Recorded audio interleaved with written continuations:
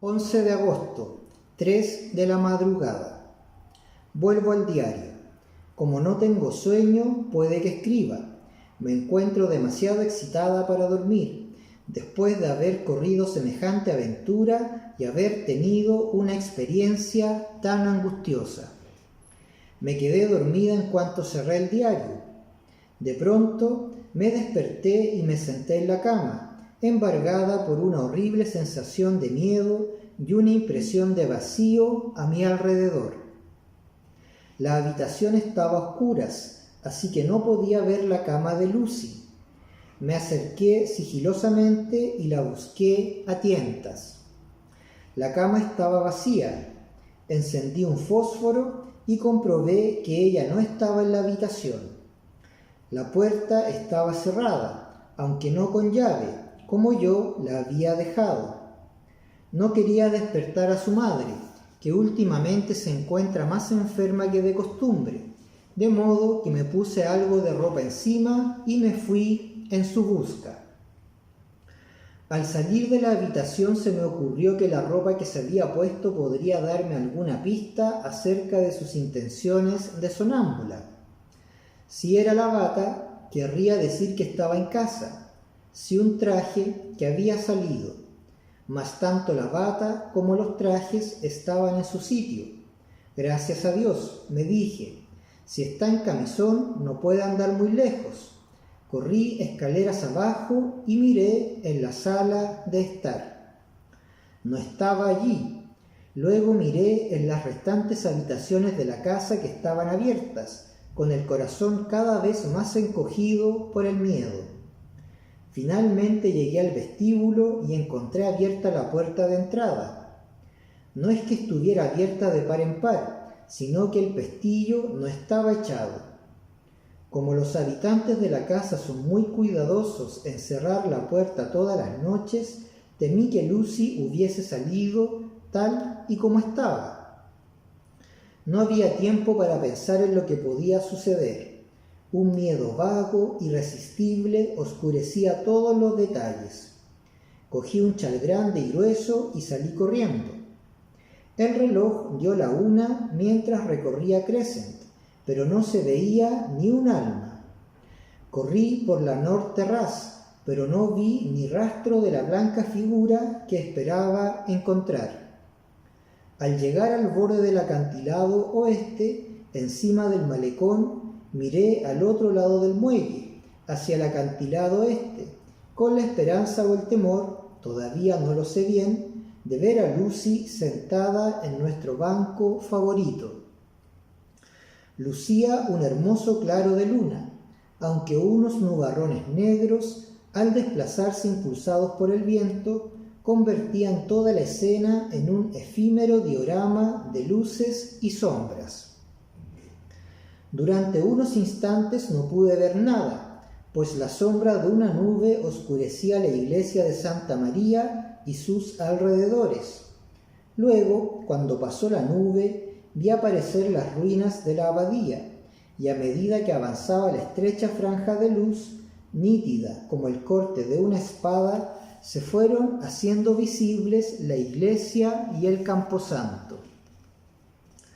Fueran cuales fuesen mis expectativas, no quedé defraudada, porque allí, en nuestro banco favorito, la luz plateada de la luna iluminaba una figura medio recostada, blanca como la nieve. No pude ver más, ya que llegó enseguida una nueva nube y su sombra la oscureció casi de inmediato. Pero tuve la impresión de que, detrás del banco donde resplandecía la figura blanca, había una forma oscura que se inclinaba sobre ella. No sabría decir si se trataba de un hombre o de una bestia. No esperé a echar otra ojeada, sino que bajé rápidamente la empinada escalera que conduce al malecón y atravesé la lonja hasta llegar al puente, único camino que podía llevarme al acantilado este. El pueblo parecía muerto, pues no se veía ni un alma. Me alegré de que así fuera, porque deseaba que nadie viera a Lucy en aquel estado. El tiempo y la distancia me parecieron interminables. Me temblaban las rodillas y mi respiración era cada vez más penosa a medida que iba ascendiendo los inacabables escalones que conducían a la abadía. Debí de ir muy deprisa y, sin embargo, tenía la sensación de que me habían puesto plomo en los pies y que todas las articulaciones de mi cuerpo estaban oxidadas.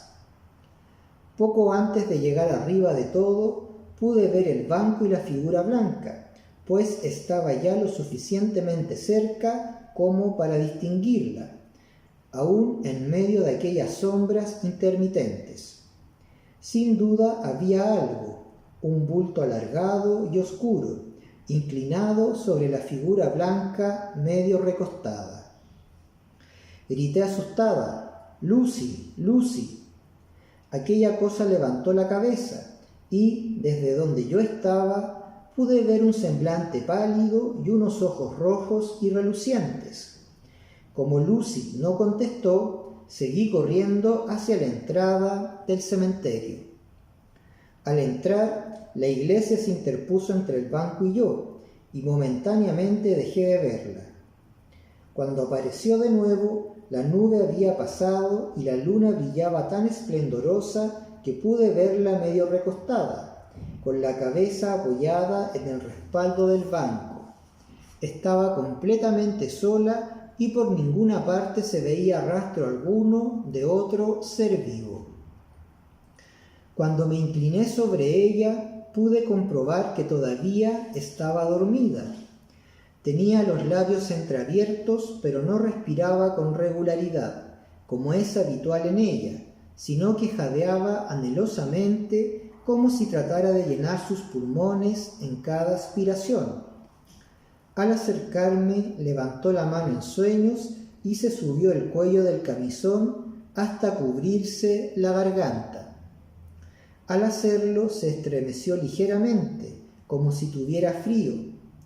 La cubrí con el chal y le apreté los bordes en torno al cuello, ya que temía que, dada la poca ropa que llevaba, cogiese frío con el relente de la noche.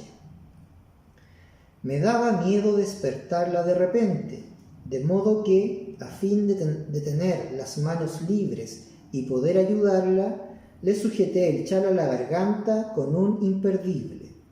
Mas, en mi ansiedad, debí de cometer alguna torpeza y la pellizqué o pinché, pues más tarde, cuando su respiración se hizo más sosegada, se llevó la mano a la garganta y gimió. Una vez arropada convenientemente, le puse mis zapatos y empecé a despertarla poco a poco. Al principio no respondió. No obstante, su sueño fue haciéndose paulatinamente más agitado y de cuando en cuando suspiraba y gemía. Finalmente pensé que debía llevarla a casa enseguida, ya que, entre otras muchas razones, el tiempo corría muy deprisa, así que la sacudí más enérgicamente hasta que por fin abrió los ojos y se despertó. No pareció sorprenderse al verme, ya que, como es natural, no se dio cuenta inmediatamente del lugar en que se encontraba. Lucy siempre tiene un buen despertar, e incluso en esa ocasión en que su cuerpo debía estar tiritando de frío y su mente horrorizada al despertarse medio desnuda en un cementerio en medio de la noche, no perdió su gracioso encanto. Temblando un poco, se aferró a mí, y cuando le dije que regresase inmediatamente a casa conmigo, se levantó sin decir palabra, con la docilidad de un niño. Según caminábamos, la grava me hacía daño en los pies y Lucy notó mis muecas de dolor. Se detuvo e insistió para que volviera a ponerme los zapatos, pero me negué. Sin embargo, al llegar al sendero que parte del cementerio, había un charco que había quedado de la tormenta y me unté los pies de barro, para que, en caso de que nos tropezáramos con alguien, no se notara que iba descalza.